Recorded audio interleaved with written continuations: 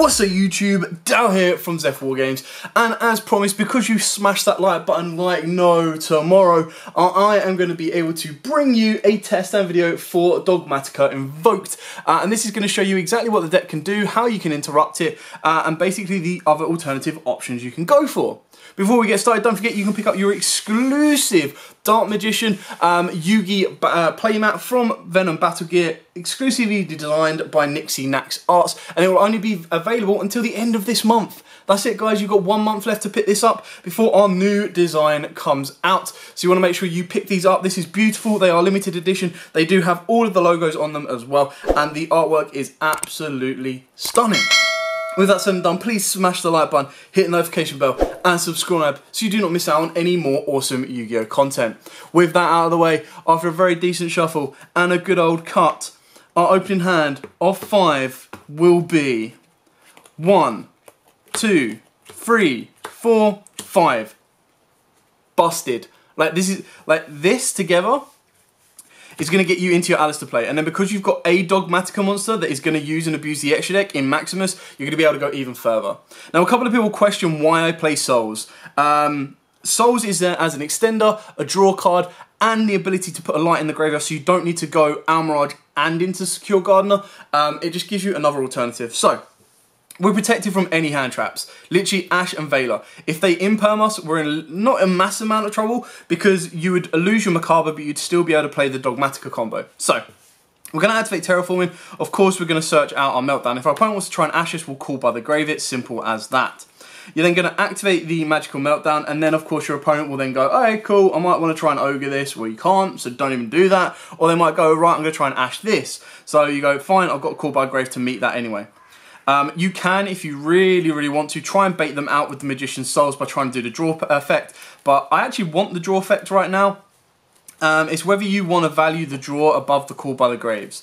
Now, obviously, if you use call by the graves, you ain't got to worry about it. You're literally, all you're going to do is going to go Souls, Sender's Cost, put a light in the graveyard, and obviously you're going to put the Dogmatika Felidius, the Knighted.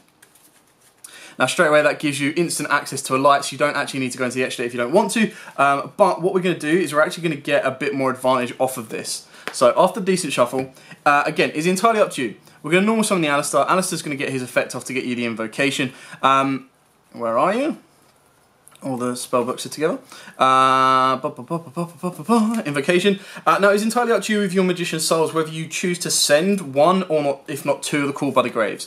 Now, I'm personally, right now, not worried about my opponent responding to my Fusion Summons. Like, I don't think an Imperm's not going to do anything. It will just Imperm my Macabre. The only thing that it will hurt during my opponent's turn is when I use Book of the Law. So that is the one thing you've got to think about, because what Magician's Souls can now do is Magician's Souls can send a Call by the Grave and a Magical Meltdown, and draw 2 more cards. Broken, and then this kind of replaces the Call by the Grave in a better step, in my opinion. So, from here what you're going to do is you're going to turn your Alistair into an Almirage. Now this is very important because this then unlocks the rest of the Souls and Alistair combo. So by doing so, what you do is you create 2 monsters with different attributes and different types, and you produce a monster from the extra deck. So you put both of those to the graveyard, you go into an Alistair Invoker of Madness. This then allows you to activate your Invocation. Invocation will of course now have the ability to banish your Alistair and banish your Dogmatika Felidius the Knighted. This will then of course trigger to send out your invoked Macabre and trigger off Alistair the Invoker of Madness. Now from this point on, it depends on what you want to send. Now, Maximus right now is probably the most foddable because you ditch Maximus, this is going to get you your Ecclesia. Your Ecclesia is then going to be able to get you a Maximus. But I want more disruption. The only thing you're going to lose from here is you're actually going to like bleed your hand dry. Like, you're not going to have a lot of hand for the Macabre, and it's going to, you know, you're sacrificing in one area to improve in the other area. So on this trigger, you've got to discard 1 card. Now, I'm going to choose to discard the Call by the Grave because I want to show you what you get off of the Disciples. So this one actually lets you play through Dark Ruler No more consistently. So we're going to send the Call by the Grave. That will then trigger the Alistair the Invoker of Madness to get you your Book of the Law. Now, Book of the Law allows you to go into your Raidin, and what it can also do as well is, if you wanted to, is you can put a Caliga on board, and the Caliga can then cause more issues. So it really does depend on what you want to do from here. You're then going to use, obviously, the invocation to put that back into the deck and add the Alistair back to the hand because, you know, consistency is king. Alistair does become your free monster negate discard fodder because what you're going to do is with the Book of the Law, you're going to trigger the Macabre, go into a Raijin, trigger the Alistair, discard another card, and then get the invocation. So you've already got your Alistair in graveyard ready to go for your next turn to hit the Purgatrio play. Now that we've done all of our extra deck summoning for this turn, what you're going to do is you're going to use Disciples of Nadir. Now with this one, what you want to do is you want to send your Alkaline from your extra deck to the graveyard. That will then trigger her effect as well to add. So you're going to finish off the Disciples add, or Nadir's Servant, and you're going to add your Dogmatika Ecclesia from your deck to your hand. You're then going to resolve the Alkaline, and that is going to let you have the Schism to hand. You do need to discard a card, so again, you've got two options on where you want to go from there. If you discard the Alistair, that is your free discard fodder. That then means the two cards you send from your extra deck with Maximus can be Herald and can be your Titaniclad Dragon. That will then give you target negation protection, which is good for the mirror, and it is also good for imperms on any of your cards, basically. If you don't want that, then you discard the Schism and you go from there. So it really depends on what you want to have in your hand and thinking about the future plays and extensions that you're going to make. And it also depends on what you're facing. So if I'm facing a deck or a player that I feel is going to have imperms, they're going to be able to turn my stuff off, then I'm going to actually want to get the Herald to the grave. If I don't think they've done that, then I'm just going to go, cool, Schisms to the graveyard, I get to keep the Alistair because I've now got a Monster Negator in hand, and I'm good to roll. We're then going to special down the Ecclesia because you've got monsters from the extra deck on the board. She will then trigger her effect, now locking you out from the extra deck for the rest of this turn. She will then trigger. Now, like I said, if you discarded Maximus, you would search out Maximus, but I wanted to go into Punishment because I think Punishment is such a good card, especially when you've got an established board and you don't need to go into the extra deck. So again, this then contributes towards the Book of the Law play in the sense that if you go for the Book of the Law play, there's no point in getting the invocation. The only reason you'd go for the Book of the Law play and trigger the invocation is to then get this into a Raijin to provide another disruption, or you cut that completely and you don't even use the invocation, you turn this into a Purgatrio, and the Purgatrio then gives you the OTK play during your next turn, and you've already got that on board without having to go through your extra deck, which means Alistair is actually easy discard fodder. So, from this point on, you're then going to special summon Maximus by banishing one of the extra deck monsters. Now, you're going to banish the Al Capone because, literally, I know it's not Al Capone, guys, I'm joking. Apocalypse, because you actually want the Almaraj in graveyard should you need to go into a Purgatrio, and you don't actually need your Apocalypse in the graveyard because you're going to send Construct and Titaniclad because you chose to send the Schism to the graveyard. So you're going to add the Schism back to the deck, back to your hand from Construct, and then in the end phase, Titaniclad's effect will then go off to add you a Dogmatika monster. Now from this point, you can set 4. Setting 4 and hold the Alistair in hand is insane. Like, you've got so much play coming from here, it's crazy. So then what you do is you resolve the effect in the end phase of the Titaniclad Dragon, and you're going to add the Dogmatika Philidius the Knighted. Now, obviously, this will then provide a drop and negate on your opponent during their turn as well. So what we'll do is we'll play for our opponent's turn, and we've got a varying situations to kind of happen. Now, Dark Ruler no more, absolutely fine. The only thing they're turning off is your Macabre. And you're like, cool, that's fine, I've got Book of the Law. To be totally honest, I don't know, like, unless your opponent is really worried about that one negate, it's not really worth negating him. The one card that would suck right now would be a Lightning Storm, because the Lightning Storm would rip out the Imperm, the Book of the Law, the Schism, and the Punishment. But what you could do is you could still chain the Schism to the Lightning Storm and then still bring out a Winder. And if you left this zone free, what you could do is you bring out the Winder and then you would trigger off the Invoker of Madness, discarding one of these, regardless. So, looking at what we could possibly face. Imperm, not really worried. If you Imperm the Macabre, cool, fine. I can trigger the Book of the Law to bounce him out. And I've still got the Schism. Now, they know I've got the Schism, they know I've got the Punishment, they know I've got the Book of the Law, they don't know I've got the Imperm. But the chances are, with all of these set, you're only looking at strikes or judgments that can really cause major issues as well. So let's play for our opponent's turn. Let's say they open up the Lightning Storm. We'll go worst case scenario. You'd have to early trigger the Schism, which is actually a really good thing for you because you early trigger the Schism, special summon out the window by banishing the Titaniclad and the Construct. So a Shaddoll and a Dark. You would then lose all of this, You could, if you wanted to, try and chain the Book of the Law, but the Alistair, like I said, is easy discard fodder, and you're better off with an Omni Negate on the Macabre than you are for anything else. So you leave that as that is, moving the plays further forward. Now, if they went and hit you with a Dark Ruler No More, that would suck so hard. But they would have to open a Dark Ruler No More and a Lightning Storm, and then you would still have the Philidius in hand to negate. So what you'd go from there, that would be the worst case scenario, is you'd go for the Philidius. Still a very, very powerful board for your opponent to deal with as well. Now, if they didn't imperm, they didn't get all the opening cards, they were not breaking this board. There was no way.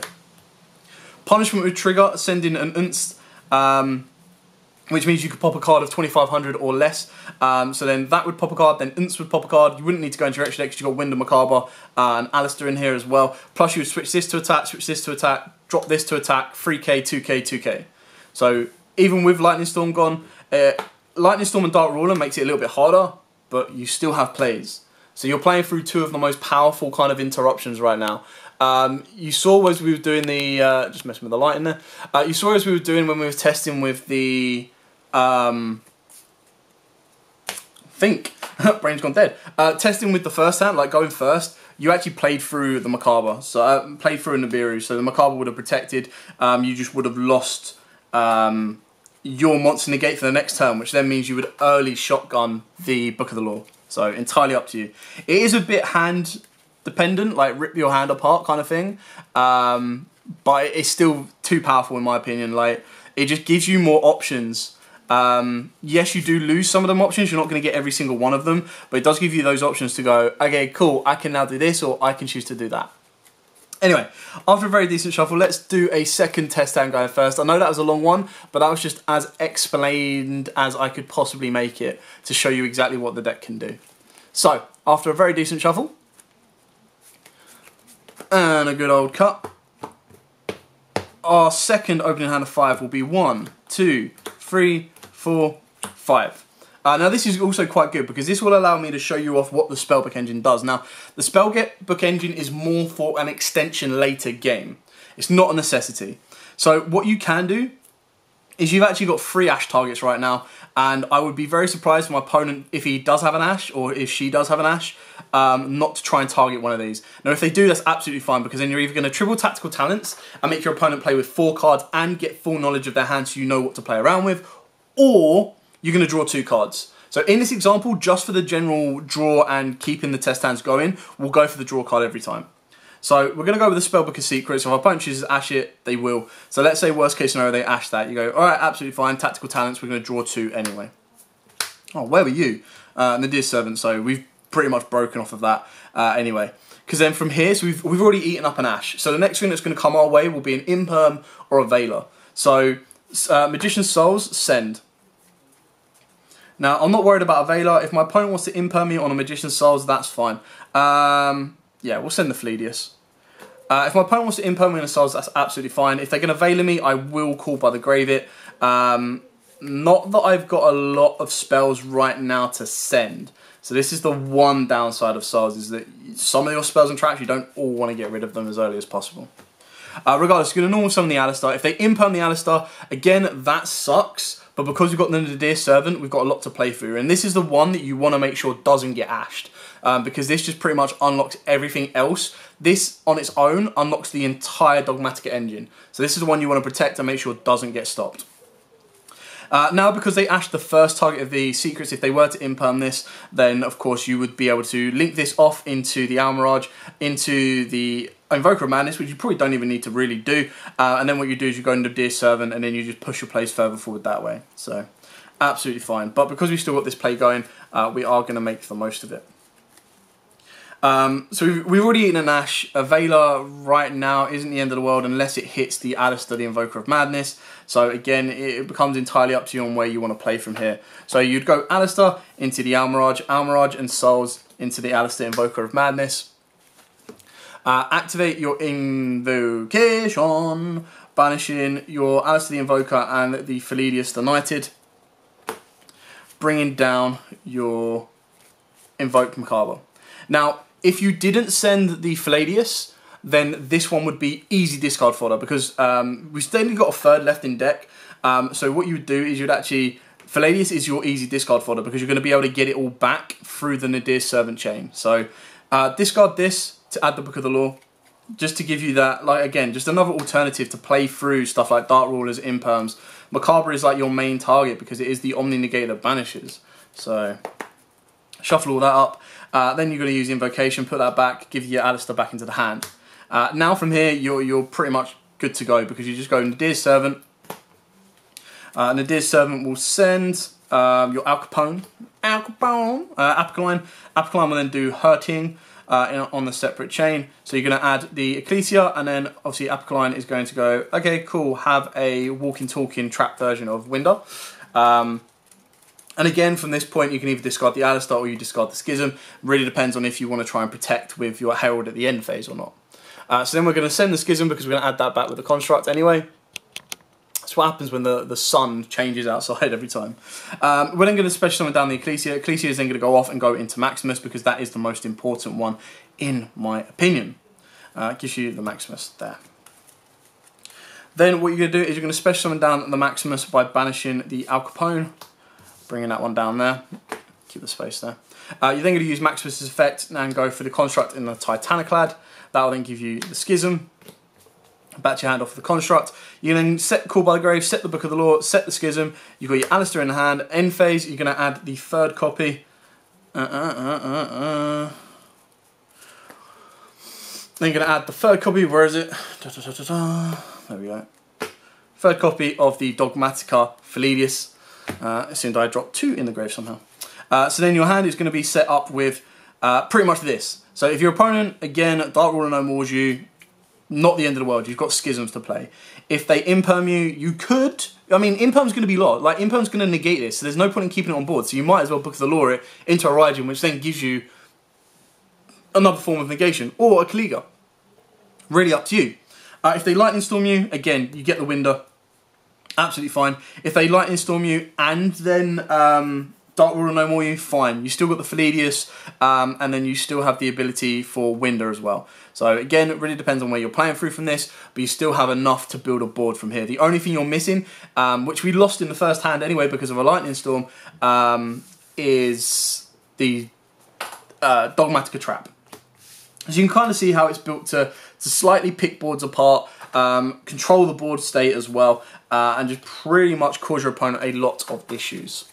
Now the big question, how aggressive can this deck be? What does the 6th card do? And how much can you play through? So in theoretical kind of standpoints, what we'll do is we'll probably try and we'll do the test hands without any interruptions, but I'll explain to you what can happen should you face some interruptions. So after a very decent shuffle and a good old cut, our second hand, or our first hand going second, will be 1, 2, 3, 4, 5, 6. Pretty blooming broken, not going to lie. Imperm gets rid of 1 interruption, in my opinion. Like, you're going to drop the Imperm from your hand, that shuts down the Winder in the mirror match. It'll shut down the Macabre. There's still plays that they can go through, no worries about that. But you still have a very, very good hand. I mean, Winder is only going to limit me to 1 special summon. You could as well, what is arguable that you could do is you could drop this down during your opponent's turn, but it doesn't really get the negation effect because, I'm just going to check, yeah, you have to control another Dogmatika. I was like, oh, if there's just a Dogmatika on field, that would be broken. Anyway, so you're going to Imperm, shut down, take out 1 of the interruptions, so then technically, theoretically, they're going to have 1 more left. Now these you want to save till later, you don't need to worry about them. What you're going to do from here is you can bait out with the Souls. Souls is going to send as cost anyway. If their opponent wants to bounce it, negate it, involve with it, anything like that, then you can kind of go from there. We're actually going to send, where are you? Send the Knighted, there we go.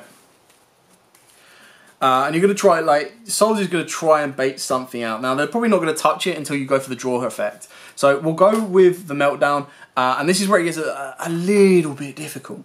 So we'll go with the Meltdown. If they stop Meltdown, you're in a bit more trouble, because what you do is you'd have to use the Nadir. The Nadir would then send 1, and then that's when it starts unlocking Maximus Falladius as well. So we're going to hope that the Meltdown goes through, because the Meltdown is actually going to give us a bit more advantage. If it doesn't, it's not the end of the world. So your Alistair will then go off, your normal summon your Alistair. Alistair will then get you the Invocation. and you're pretty much good to rock and roll from here. This is where you're going to be able to stomp your opponent a bit. So you'll go Alistair the Invoker, and you'll go into Almirage and Souls into Alistair the Invoker of Madness. This is going full aggression, by the way. What you could do, and what I should have done prior to this, is you could send the Magical Meltdown to get the draw off the Souls. But I'm going aggression right now, and I actually need this because I think this is more important going second to stop my opponent responding to my fusion summons, especially with an established board as well. So we're going to activate the Invocation. The Invocation is going to banish the Almirage, and it's going to banish the Alistair. Because I'm going aggression, I'm going to go into Purgatrio. Now, if you want to go defensive and you're worried like by Nibiru or something like that, you do have the option to go Macabre, because what we're going to do, and this is probably actually the safer route, is by banishing the Philidius, you then use the effective Invoker of Madness to discard a card, and we're going to discard Maximus. And that is going to let us add Book of the Law. We're going aggression, so this is just to set up a protection. Now, if you're not too worried about anything, you think you've shut your opponent's board off enough, then you go straight to Purgatrio, because Purgatrio will be able to do more damage, and then you turn it into Macabre. But from this one, we're basically using Macabre for protection, and then we're going to go Purgatrio for damage. So we do it the other way around. You'll probably lose a little bit of attack power, but it's not the end of the world. You do have to keep in mind, actually, going for the Book of the Law right now, is that you will lock yourself out should you use, or the second you use Disciples. So either way, I think it might be better then, thinking about that, not even to discard the Maximus, to be totally honest. Leave the Book of the Law in the deck, and then go straight for Purgatrio, because thinking about exactly that, locking yourself out of the extra deck, there's no real need to even get the Book of the Law. The only reason you get the Book of the Law is if your opponent tries to interrupt this. So depends. You've just got to think far enough ahead. Invocation back into the deck. Alistair back to the hand. Hand is pretty tasty right now. Disciples. Now again, you're going to go more aggression. So if you think you can clear your opponent's board off, then you'd probably, I would honestly say, off the Disciples, you go Unst. Unst pops a card. And this is my personal opinion. If you're going aggression, and that's kind of what we're doing. Like, Purgatrio does the job for you. Now, Unst is a hard once per turn, but the next thing you'd want, or if you want to go a little bit more defensively, is you would go for the Herald. So entirely up to you. Special summon down Dogmatika Ecclesia. Ecclesia would search out another piece of this, but you've already got what you need. So again, you'll just be going a bit more defensive. So we'll go for the punishment to deal with our opponent during our next turn. But in total honesty, the board that you're building right now is aggression. You're not going for, oh, okay, my opponent might survive this. You're going for, I'm putting everything on my board. I plan to kill my opponent this turn. Simple as that. Maximus then can hit the board by banishing out the Inst. And she'll come down in attack mode. She'll then use her effect by sending 2. Now, again, depends if you want to be aggressive or defensive, entirely up to you from where you go from here. But you'd probably send Al Capone, and you'll probably send Titaniclad, because you want to get an end phase search and you want to get the Schism. So then Schism comes to the hand. It's the best kind of thing you can send. There's no real other ways of interrupting your opponent from your extra deck right now. So the only other thing you send is Herald to protect something from targeting. But again, entirely up to you. You could, as soon as you put this down, before you put Maximus down, bring down the Philidius just to shut off one of your opponent's monsters. But again, entirely up to you. You would have to discard off of this, so you probably discard the Alistair. No, because we're going to go for aggression. If we're going for aggression, we'll get rid of the punishment. Could even ditch the Schism, to be totally honest. It really does come up to you. So then from here, you're going to declare your attacks. So if you declare with Philidius, or any of your Dogmatikas, all your Dogmatikas gain 500. So this would be a 2k, 2k, 3k.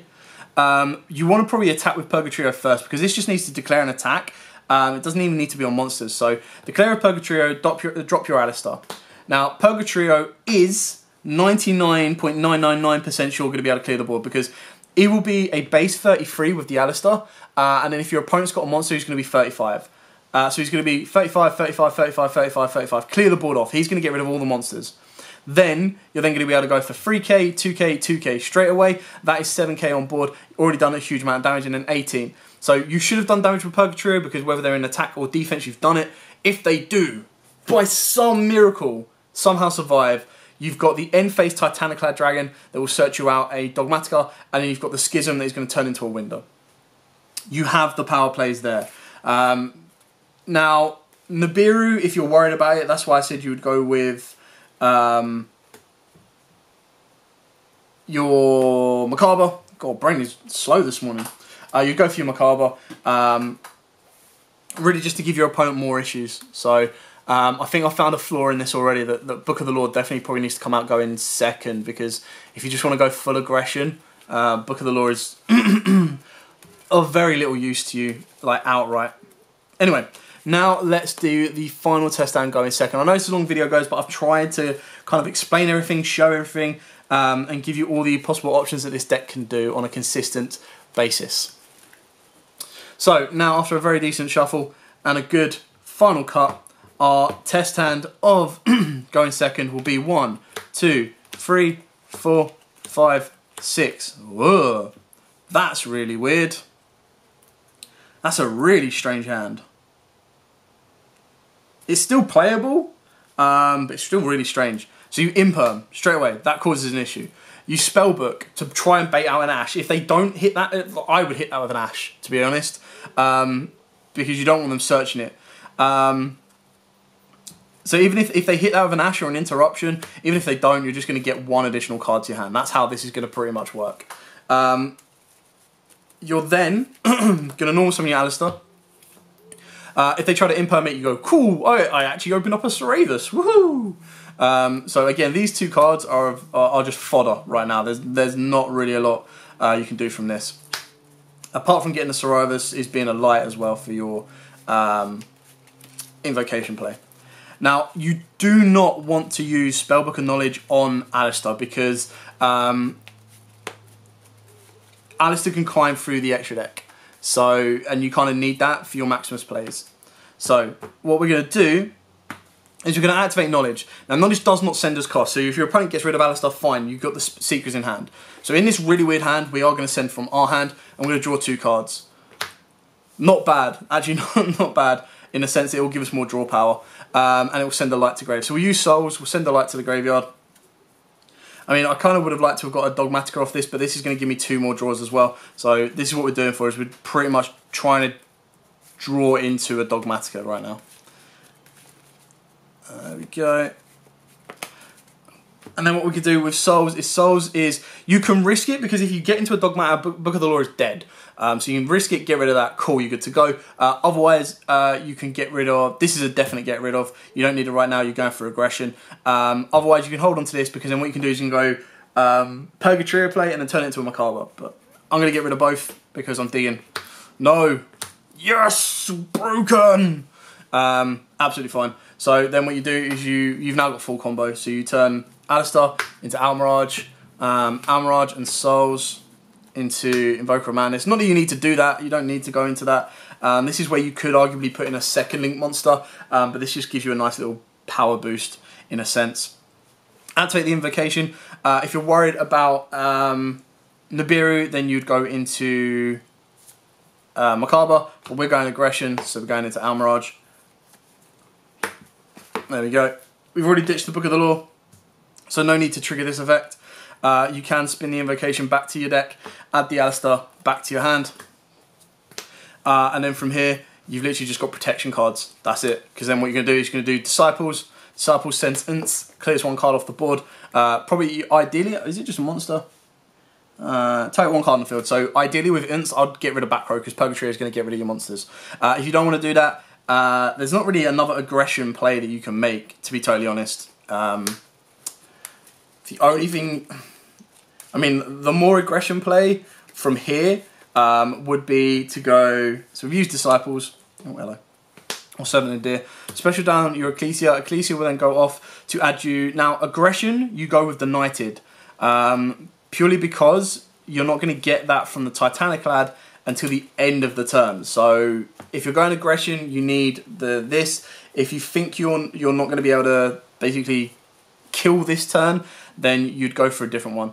But then what you'd go from here is you'd go, okay, there's a monster special summon from the extra deck on the board, special summon down Fleedius, turn off a card, go into battle phase, drop the Alistair, Purgatory clear board, and then you're attacking him for 3, 4, 5, 6, 8. at the base minimum. So then all you need to do is be able to do 1200 damage off of the Purgatrio, and you've done your job. Now, if you don't feel that you can win this turn, if you don't feel that you can get the 12 that's needed off of the Purgatrio, then I advise you to go it differently. I'd advise you to get the Maximus instead of the Philidius, and then Maximus can send Al Capone and Titaniclad. So then you would actually end up, your board would be a little bit different, but you'd actually be, you can actually be a bit more, still aggressive, because Purgatrio is going to clear the board off, but you're also being defensive. So your Al Capone will then add this, and you can ditch a card, so it's entirely up to you on whether you want to ditch the Cool Bite or the Ceravis, depending on what you fear most your opponent's going to be able to do.